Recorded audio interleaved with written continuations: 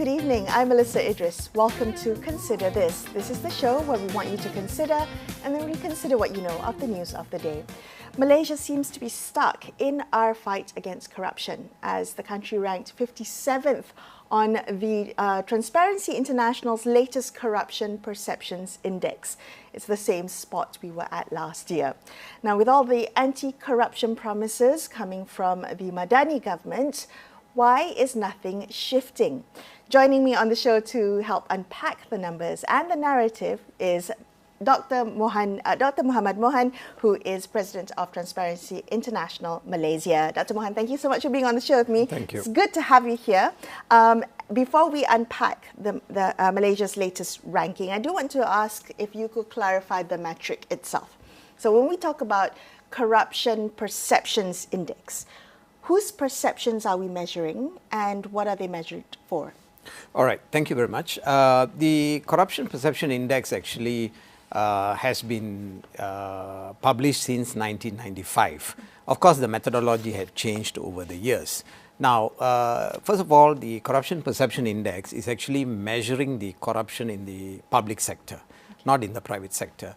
Now, who are the respondents? The respondents are individuals or business people or country experts. So, this Transparency International, they pick up the data from secondary data. So, it's very important to clarify here. TI themselves do not do the survey themselves. They actually pick this data from other sources. For example, the World Bank's report, the World Economic Forum's report, or the Economic Intelligence Unit report, and things like that. So there are 13 different sources or surveys that is being done, and normally it's done over 2 years because some of these surveys are not done yearly. For example, if 2024, it could be 23 and 24's results. You know, so sometimes you will find the CPI's results are lagging in a sense that, like for example, in 2018, when the new Pakatan Harapan government came to power, they charged a lot of high-profile people in court.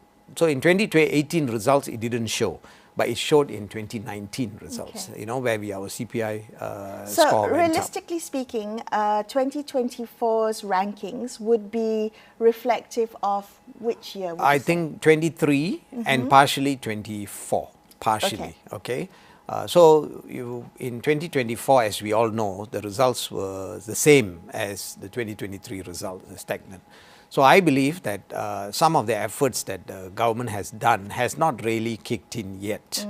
But at the same time, the government need to be careful that some of the institutional reforms, the legal reforms that we have been advocating for so long has not been carried out.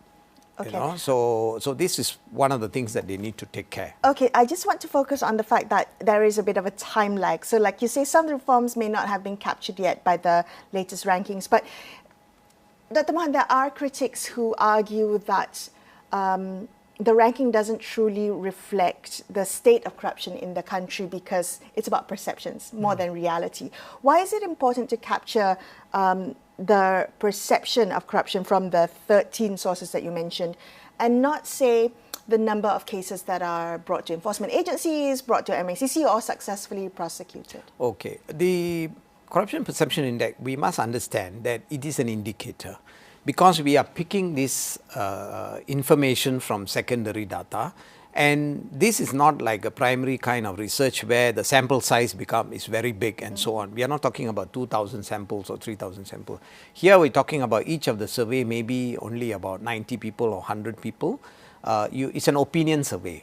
So, for example, if you give the survey, for example, one of the survey is called World Justice Project. And if you really look at who are the respondents, most of them are law firms.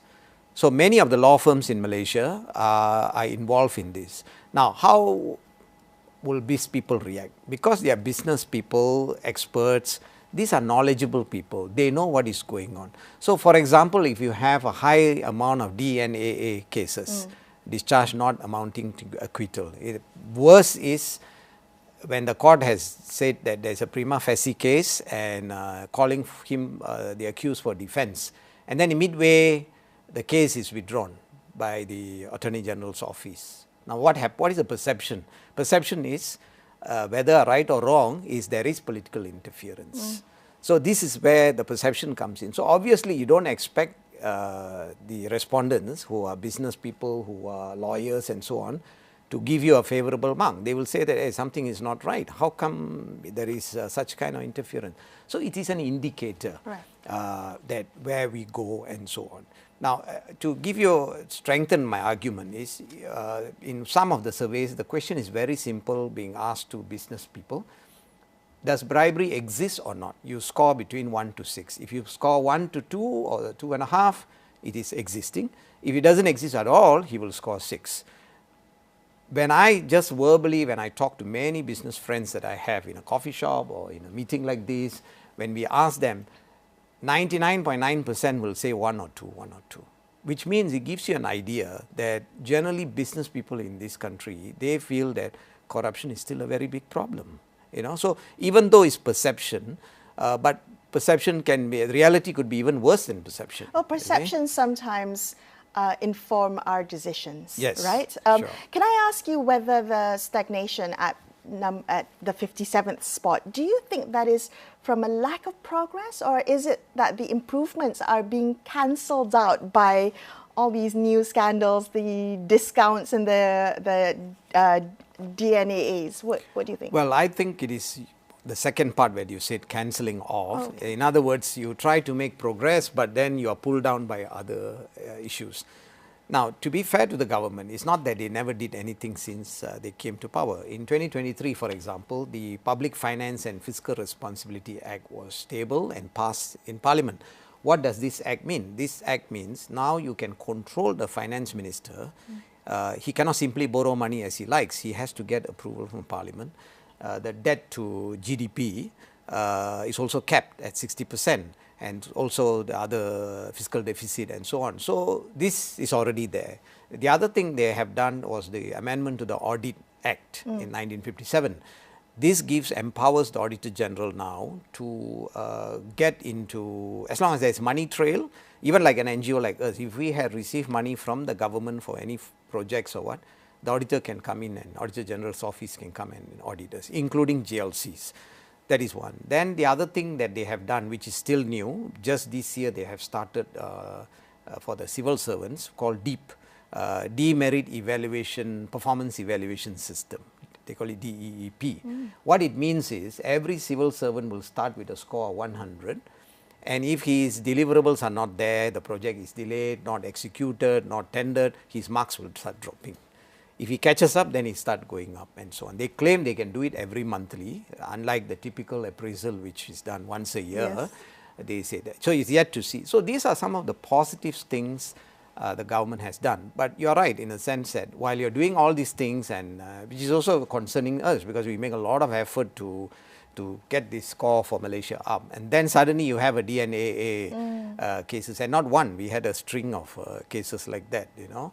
And that gives a bit of a negative momentum. Do the negative headlines do more to deter the ranking or the perception of corruption in the country than all these positive reforms? Much like misinformation, we were much more likely to be led by wrong information than we are by the fact-checked truth. Yeah, I would say that depending on how high profile is the case, you know, the higher the profile, the more the impact. And you can conclude in 2019 when our score went up, when you can charge the highest executive in the country, the Prime Minister himself can be charged, and the Deputy Prime Minister also can be charged, or the Chief Ministers can be charged, then it paints a new narrative for the country. It means that, you know, the Malaysia is shifting. So that was the very positive thing happened in 2019. But then when we saw the PH government at that time collapsing, and then the scenario changed. Dr. Mohan, when was the last time our score went up? 2019. 2019. So since 2019... It has been on the downtrend. Until 2023, it rebounded to 50 points from 47. Okay. Okay, so that was a jump. But again, as I said, the data is a lagging data. And one of the likely reason why in 2023 the figure moved up to 50 was because of what happened in 2022. Don't forget that 2022 the federal court convicted the former Prime Minister. Yes. So that again gave a new momentum boost, and so on. So all this, of course, those are like what we call quick wins. Okay. So I understand Malaysia wants to achieve the 25th spot in the CPI by 2033. So let's say 10 years from now, and that would mean a 2-point improvement every year, taking into account the time lag that you spoke about. Is this a realistic target based on our current trajectory? Well, I think this is a question asked by everyone, including those who are entrusted to implement this. But MACC? Including all, MACC and the government, and even within my circles in the civil society group are also questioning how did this number top 25 came about and so on. How did it come about? There are different stories today. Some say in the RMK 12 the Ministry of Economy proposed this. Some said the Prime Minister was advised by someone and so on. But I always have to motivate people. Leaders give us a vision. We have to execute it. So if I use the analogy of President Kennedy, in 1963 he said, America will put a man on the moon at the end of this decade and bring him back safely to Earth. Now in 63 Kennedy was assassinated, he was not there, but in 1969 America actually landed on the moon and came back safely to Earth, and so on. So such kind of dreams, sometimes you may think they're impossible, but you got to work towards that. Good to aim high. Aim high. Okay. Well, let's talk about what it would take to consistently deliver a 2-point improvement every year. You talked about how much we jumped from in 2022, and then we rebounded 23. So when we think about those trajectories and how big high-profile cases can impact our ranking, what reforms, what actions would be needed to deliver this consistent improvement? Okay, of course, this will require a series of changes and reforms happening. Leaving the high-profile cases aside, of course, if there is a case, MACC or the Attorney General's Chambers, they have to do their job. And we will not interfere, we'll leave them to decide on the merit of the case and charge accordingly. Even if they are from the coalition government, so be it. Okay, that is one. But the other things that you do, you need a slew of reforms to happen, because corruption just doesn't happen by itself. There are a lot of enablers around it. For example, within the public sector, if the efficiency and the bureaucracy is still very very inefficient and hell of a lot of bureaucracy, then you find that this will open the door for corruption. Because business people are businessmen, for them time is money. So when you get a contract or a job and you want to execute it, you can't execute it immediately. You need approvals from the various agencies and government authorities or even the local council. And when there is a lot of roadblocks or bottlenecks, then what happens? They will look for a shortcut. And this is where it starts, how much you want. And always there is a receiver and there is a giver, So this is where the government should accelerate the digitalization, the process of digitalization as soon as possible, or accelerate it. And to give you an example, like in Singapore, today if you want to go to Singapore, you just download an app in your phone. 3 days before you travel, you just fill a very simple question, passport number, name and things like that. And you are given a QR code. You land at Changi Airport, you just scan your QR code, the gate opens. You don't even meet any officers. So you cut off the human contact. So I think Malaysia is going towards that direction, whereby it's going to be digitalized in many angles. So these are the few things that you need to do, and efficiencies in the government and so on. Okay. Now the other good thing which I need to do, there is going to be an act. I was told that performance for the civil servants, performance acts in Malay, I think it's called Akta Iltizam. So this act actually will, I was told that possibly this year it will go through. So if that goes through, then I think it will be also good. I don't know the details of that, So these are some of the slew of reforms, but it has to be collective. Right. I don't think the MACC alone can do this job. Well, you have long spoken about the need for reforming the Whistleblower Protection Act, the Freedom for Information Act, the Parliamentary Services Act, all of those. I would consider we've long waited for amendments or reform to happen, and I hope that we're on the cusp of getting these reforms. Well, the lowest hanging fruit to me is the Whistleblowing Protection Act amendment. It's not a new act. We already have an act, but the act has flaws and things like that. And we were involved since 2019. Now it's already 6 years. Wow. And lately there was a podcast between myself and someone from the law division and the Minister of Law and Reform, Dato Sri Azalina Osman. And she raised this question, why is it so important for you all to push for this? And I took the opportunity to explain where are the amendments to be done. So the info given so far, but fingers crossed, it will be tabled in this sitting, which is March. So we hope the one hurdle is passed. And then the freedom of information, we were told that in July they will be able to table it. And then the third one, the Parliamentary Services Act and maybe this Iltizam Act and so on. So probably about 3 or 4 acts could be pushed through for 2025. Can I zoom in on the Whistleblower Protection Act? You said that you have made some recommendations, 6 recommendations or so. We know the most controversial part of the Act is the fact that whistleblowers forfeit their protections if they go to the media first. Yes.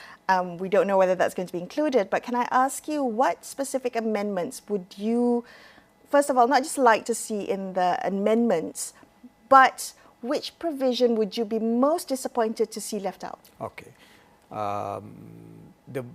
In the Whistleblower Protection Act, Section 6, Proviso 6, to us is the most important. Now, what does it say?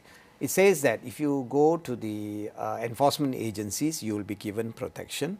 However, if you violate other laws, we will such protection will be withdrawn. Like OSA, OSA and Penal Code 203A, I think, and so on. So, to us, this makes a mockery of the whole spirit of the Whistleblower Protection Act.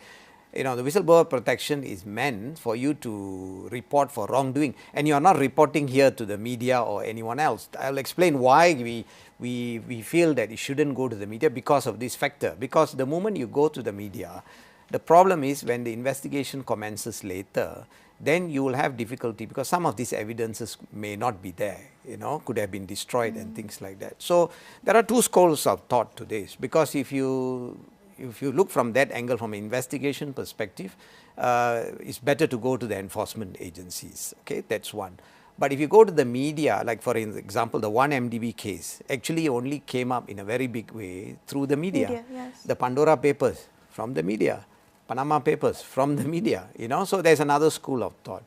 But very interesting when the Law and Reform Minister 2 weeks ago, when she spoke about this in Parliament, she did mention about something very interesting. She said that there is another in the US under the False Claim and Dodd-Frank Act. They have a provision where if you report to the enforcement agencies and nothing is done within 90 days, you can go to the media and report, and yet you will get protection. There is a expiry date. Expiry date. Okay.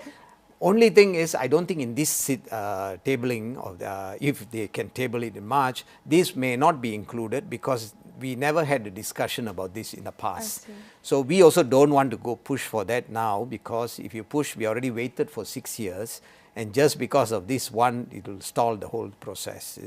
So phase 1, we let it go first, do all the major amendment, especially Section 6 that I was talking about just now, so that the Whistleblower Protection Act supersedes other acts. You said that it's not in the spirit of whistleblowing protection, the whistleblower protection. Why did you say that? What does it mean? Okay, the reason is, you see, when a person, by the way, I myself have been a whistleblower before.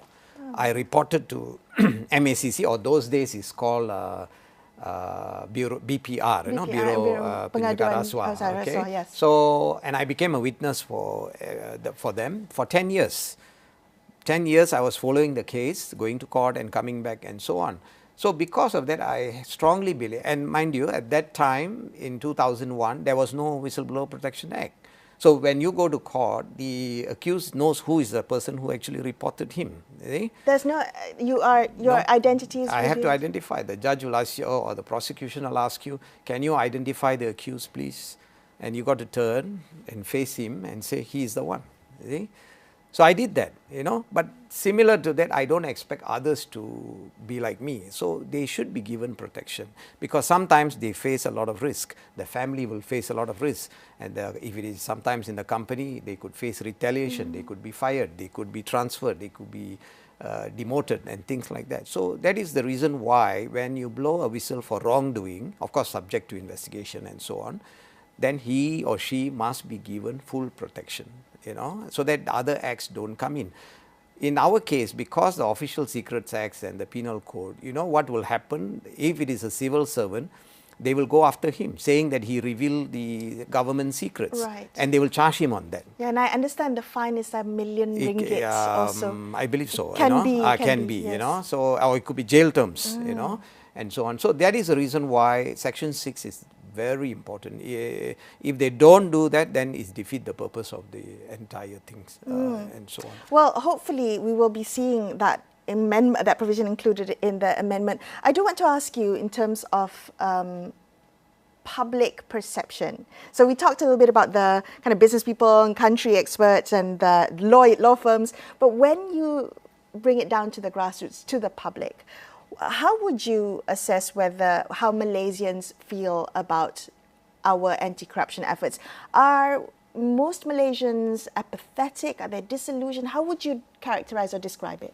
Okay, we don't have any latest statistics, but I will bring back the 2020 statistics. Okay, so it's 4 years ago. I don't think the figure would have changed very much. That one, TI has another survey, which we call Global Corruption Barometer. Now, this is a primary research, meaning that every country, they may take about 1,000 sample. So it's done by tele-interview, meaning the research company will take a phone and call someone in Perlis, Kedah, up to Johor Bahru, Kuching to KK, and then they will ask a few questions and find. Now, to summarize, in that survey in 2020, 71% of Malaysians say that corruption in the government is a big problem. All right, and another question was, which are of all the institutions, that means the judiciary, the parliamentarians and politicians, the police, teachers and so on, among this group, which is the most highly corrupt institution?